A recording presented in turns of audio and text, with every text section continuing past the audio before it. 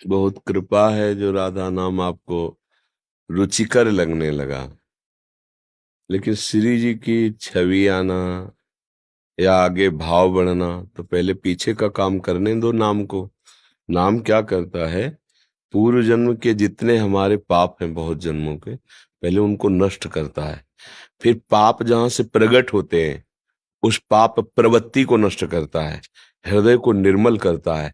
तब श्री जी की भावमयी झांकियां आने लगती हैं। झांकी आने लगी मतलब बहुत बड़ी स्थिति आ रही है। तो कम से कम आपको प्रिय लगने लगा, ये बहुत बड़ी बात हो गई। नाम प्रिय लगने लगे मतलब बहुत कृपा है। नाम प्रिय लगने लगे। अब नाम का लोभ हो जाए आपके अंदर कि अधिक से अधिक नाम जप करूं, फिर नाम इतना स्वादिष्ट लगने लगे कि छूटने में आपको व्याकुलता हो। तद विस्मरणेन परम व्याकुलते थी। ऐसा कैसे हो गया कि मैं 2 मिनट नाम के बिना व्यतीत कर दिए, व्याकुलता आ जाए। फिर धीरे धीरे नाम अपना रंग प्रकट कर देगा। फिर तो गदगद सुर नैना सजल, दंपति रस रह भीन, ईगत वृंदा विपिन में फिरे प्रेम तल्लीन। शरीर भले चाहे दिल्ली कलकत्ता देश विदेश में हो, मन तुम्हारा वृंदावन में रहेगा। क्योंकि प्यारी जी के नाम में प्रीति है ना, तो नाम धाम को प्रकाशित कर देगा, और धाम में ही लाडली जी की झांकी मिलेगी। तो मन जो है वो आनंद से झूमता हुआ वृंदावन की गलियों में दिखाई देगा। शरीर कहीं भी पड़ा रहे, सारा खेल मन का है। खूब नाम जप करो, आहार ठीक रखो, भोजन पवित्र हो। ये शराब मांस गंदे नशा ये सब, पराई माता बहन की तरफ गंदी दृष्टि, ये सब गंदी बातें करने वाले का भजन वो एक स्वांग मात्र होता है। स्वांग देखा, जैसे नौटंकी नाटक में कोई साधु का नाटक नहीं करता है,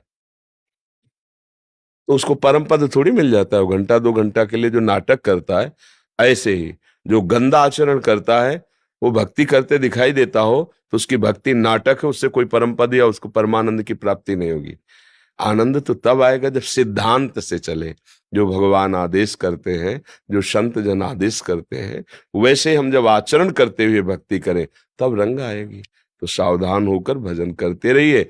आगे की चिंता मत करो, आगे आगे क्या आना है वो खुद श्री जी देखेंगे। कोई भी तरह का भाव नहीं आता है, जैसे रास बिल्कुल वगैरह का बोलते हैं ना, कोई रस नहीं। बिल्कुल कोई चिंता की बात नहीं, बस नाम पकड़ लिया ना, इसी को पकड़े रहो। फिर भाव तो ऐसा आ जाएगा कि वो आगे खुद समझ में आएगा। हाँ, हम क्यों रो रहे हैं हमें कुछ पता नहीं। अचानक एकदम वृत्ति डूब गई सामने, अद्भुत सौंदर्य अद्भुत रूप। अब शरीर विकल शिथिल है, ऐसा लगता कोई मुझसे बोले ना, कोई क्रिया ना, एकदम अद्भुत। पर वो आज ही थोड़ी हो जाएगा। गेहूं की फसल, मन भर गेहूं खेती में फेंका, हजारों रुपए की खाद फेंकी, तो दूसरे तीसरे दिन थोड़ी मिल जाता है। महीनों लगते हैं, कई महीने उसकी सेवा, सुरक्षा, और कोई विघ्न ना पड़े, तब फसल जब परिपक्व होती, तो जो 40 किलो फेंका गया, वो 40 मन में निकलता है नहीं? अब सोचो, एक छोटे से अन्न की फसल के लिए हमें कितनी सेवा और इंतजार। ये तो बहुत बड़ी फसल है। जन्म जन्मांतरों के पापों का नाश करके आखिरी जन्म हो जाना, भगवान के पास जाना, ये सबसे बड़ा पद है, सबसे बड़ा सुख है। तो धैर्य पूर्वक जपते रहो। हो सकता है कल विपत्ति आ जाए, कल आपका मन उपदेश करने लगे कुछ नहीं मिला राधा नाम से, ये मिला है देखो, ये गया वो अपहरण। डरना मत, ये माया है, ये अपना जाल फेंकी। हो सकता है एकदम लाखों करोड़ों की प्राप्ति हो जाए और राधा नाम भूल जाओ। दोनों बातें हो सकती है। अपने को पकड़े रहना है। अब चाहे प्राण चले जाएं, चाहे नरक मिले, चाहे स्वर्ग मिले, मुझे कोई परवाह नहीं। बस मुझे अब जपना ही जपना, तो विजय प्राप्त हो जाएगी। जब ध्रुव जी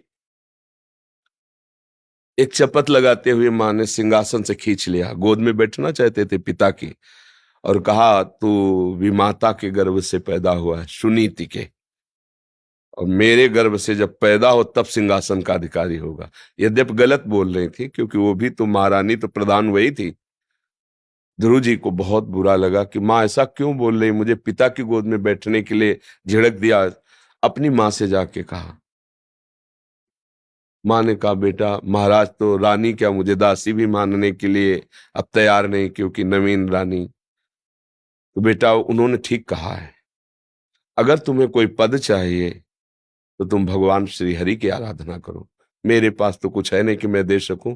जाओ 5 वर्ष के बालक को आगे बढ़े। जो ही भगवान के मार्ग में चलता है तो उससे सबसे पहले भगवान की कृपा होती है, गुरुदेव की प्राप्ति होती है। देवर्षि नारद जी मिल गए। कहाँ जा रहे हो? उनका तपस्या करके भगवान को प्रसन्न करके परम पद प्राप्त करने। अरे जंगल में न भोजन है न सुरक्षा है, बड़े बड़े भयानक जंतु राक्षस सब, कैसे? तुम्हें सिंहासन ही चाहिए ना? मेरी आज्ञा उत्तान पाद टाल नहीं सकते। मैं अभी चलकर आदेश करूंगा और युवराज पद पर तुम्हें अभिषेक करूंगा। ध्रुव जी को लगा जो अभी चला हूं तो युवराज पद घोषित करने के और देवर्षिनाथ की बात कोई टाल नहीं सकता। बोले नहीं गुरुदेव, अब नहीं। अब तो जिस कार्य के लिए चला हूं पहले वो कार्य करूंगा। देखा चेला पक्का, न वनवास के भय से भयभीत है न राज्य के प्रलोभन से लोभित है। तो गुरु मंत्र दिया, द्वादशाक्षर मंत्र, और कहा जाओ निरंतर जब से तुम्हें भगवान की सिद्धि प्राप्त हो। यही मथुरा आए थे, मधुबन इसी को कहते हैं मथुरा को। और एकांत देश में यमुना स्नान करके निरंतर सूखे पत्ते खा लेना ऐसे। उसने अब जब जप में लगे तो आवाज आई, बेटा ध्रुव रक्षा करो रक्षा करो, देखो ये यक्ष लोग मुझे ले जा रहे हैं। तो उनका ऐसा कैसे हो सकता है? ये माया हो सकती है। मेरी माँ जिसने आदेश देकर मुझे भजन के लिए, वो मुझे भजन से विचलित क्यों करेगी? बस आंख नहीं खोला। बड़े विघ्न आए, आंख नहीं खोला। छोटा बच्चा है, मच्छर काट रहा है, अन्य जंगली जीव आसपास, बस वही मंत्र जपना।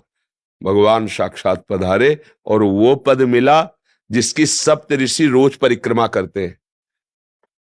किसी भी कार्य के लिए फिर दृढ़ तो होना ही पड़ेगा ना। चाहे जितना सुख आवे या दुख आवे, हम फिसले ना, राधा राधा राधा, तो हम पहुंच जाएंगे जहां पहुंचना है।